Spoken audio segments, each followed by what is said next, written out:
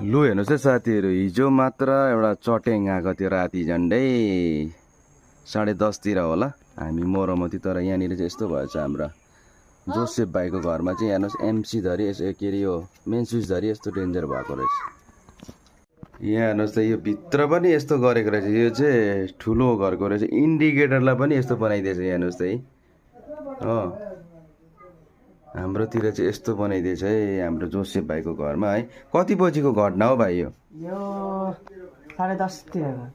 10:30 तिरको है। के भएको रहेछ? अरू चाहिँ के दखल गरे यहाँनिर? हेरौँ न हामी। हौ छैन हौ, यहाँ एकछिन यो देखाइदिनु पऱ्यो। यहाँ हेर्नुहोस् है साथीहरू, यहाँ हेर्नुहोस् है, हिजोको चट्याङको बर्बादी चाहिँ यस्तो भएको छ है।